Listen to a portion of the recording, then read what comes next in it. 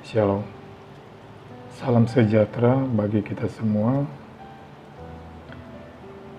Di kesempatan saat ini kita akan belajar firman Tuhan yang terdapat dalam Yudas 1 ayat 17 sampai dengan ayat 25 yang berkata-kata sebagai berikut. Tetapi kamu, saudara-saudaraku yang kekasih, ingatlah akan apa yang dahulu telah dikatakan kepada kamu oleh rasul-rasul Tuhan kita Yesus Kristus.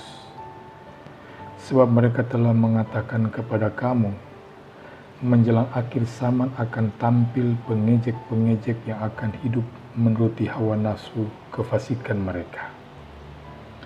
Mereka adalah pemecah belah yang dikuasai hanya oleh keinginan-keinginan dunia ini dan yang hidup tanpa Roh Kudus. Akan tetapi kamu, saudara-saudaraku yang kekasih, bangunlah dirimu sendiri di atas dasar imanmu yang paling suci dan berdoalah dalam Roh Kudus. Peliharalah dirimu sedemikian dalam kasih Allah sambil menantikan rahmat Tuhan kita Yesus Kristus untuk hidup yang kekal. Tunjukkanlah belas kasihan kepada mereka yang ragu-ragu. Selamatkanlah mereka dengan jalan merampas mereka dari api. Tetapi tunjukkanlah belas kasihan yang disertai ketakutan kepada orang-orang lain juga, dan bencilah pakaian mereka yang dicemarkan oleh keinginan-keinginan dosa. Bagi Dia yang berkuasa menjaga supaya jangan kamu tersandung, dan yang membawa kamu dengan tak bernoda dan penuh kegembiraan di hadapan kemuliaan-Nya. Allah yang esa, Juru Selamat kita oleh Yesus Kristus Tuhan kita. Bagi Dia adalah kemuliaan, kebesaran, kekuatan, dan kuasa sebelum segala abad dan sekarang, dan sampai selama-lamanya. Amin.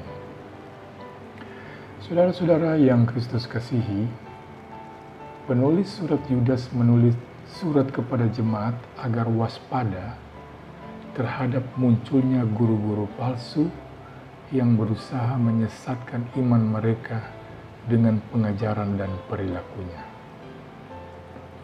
Orang-orang yang terlihat begitu baik di depan mata, tetapi sebenarnya punya perilaku yang menyesatkan bagaikan serigala berbulu domba. Mereka telah menyalahgunakan kasih karunia Allah demi memuaskan hawa nafsu, mencebarkan tubuh, dan terang-terangan menyangkal bahwa Yesus Kristus adalah Tuhan. Jika sejak zaman dahulu kehadiran para serigala berbulu domba sudah menjadi perhatian khusus, bagaimana dengan keadaan gereja di masa sekarang? Seperti para jemaat di masa lampau, kita mungkin tidak mampu membedakan mana guru-guru yang benar dan mana guru-guru yang palsu karena penampilan lahiriah mereka yang terlihat baik. Dan Alkitab menasihatkan kita untuk selalu waspada dengan memperhatikan hal-hal berikut. Pertama, menjadi orang Kristen tidak cukup hanya percaya Yesus saja, tetapi dibutuhkan juga komitmen untuk bertumbuh di dalam Yesus. Sebab sasaran hidup kita adalah seperti Yesus Kristus. Untuk itu diperlukan usaha agar setiap kita yang sudah percaya kepada Kristus memiliki pertumbuhan iman yang baik. Seperti dikatakan dalam ayat 20b, bangunlah dirimu sendiri di atas dasar imanmu yang paling suci, dan berdoalah dalam Roh Kudus. Kita harus bertambah-tambah di dalam Tuhan, baik itu dalam pengenalan kita akan firman-Nya dan juga akan iman yang semakin teguh di dalam Dia, serta semakin hidup di dalam doa. Sebab tidak ada hidup yang instan di dalam Tuhan. Semuanya membutuhkan proses. Dan kalau kita ingin semakin dewasa dalam Tuhan, maka mau tidak mau kita harus membangun diri untuk hidup semakin dekat kepada Tuhan. Sebab orang Kristen yang bertumbuh adalah seorang yang tidak akan pernah berhenti hanya percaya saja, tetapi akan semakin memiliki iman yang kokoh. Kedua, peliharalah dirimu demikian dalam kasih Allah sambil menantikan rahmat Tuhan kita Yesus Kristus untuk hidup yang kekal. Itu dikatakan dalam Yakobus 1. Kekristenan dikenal dari cara hidupnya yang mengasihi. Dan ini tidak akan datang dengan sendirinya. Harus diupayakan agar semakin hidup dalam mempraktekkan kasih. Kita harus bertumbuh dalam kasih Allah sehingga kita juga akan memiliki kasih kepada orang lain. Karena wujud nyata kasih kepada sesama ditentukan dari sejauh manakah kita hidup di dalam kasih Allah.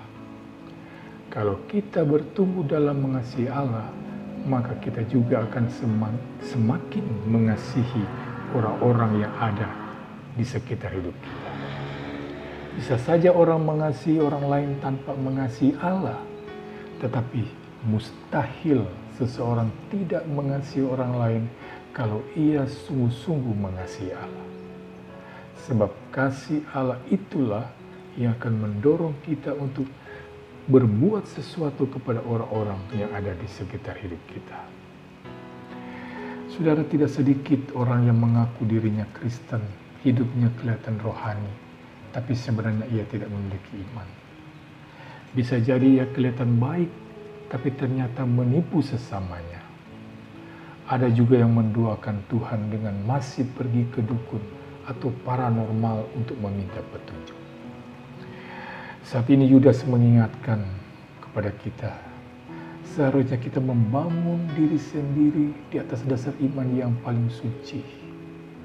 Orang yang membangun rumah tidak hanya membuat fondasi, namun menyelesaikannya sampai rumah berdiri. Kita pun tidak tinggal dalam keadaan yang tetap sama seperti ketika baru bertobat, tapi kita harus bertumbuh dalam Tuhan. Sebab dasar iman yang paling suci itu adalah Yesus Kristus, bukan yang lain. Juga dikatakan oleh Yudas, berdoalah dalam Roh Kudus. Maksudnya, bila kita berdoa dengan penuh kepercayaan kepada Yesus, maka kuasa Roh Kudus akan dinyatakan atas hidup kita. Bukan pula berdoa menuruti hawa nafsu, melainkan berdoa selaras dengan kehendak Tuhan. Orang yang hidup dalam dasar iman yang benar tidak akan mudah diombang-ambingkan oleh angin pengajaran sehingga ia tidak menyimpang dari kebenaran. Tapi sebaliknya, ia akan terus bertumbuh dalam pengenalan akan Allah dan menjadi semakin serupa dengan gambaran anaknya. Tuhan Yesus memberkati kita semua. Amin.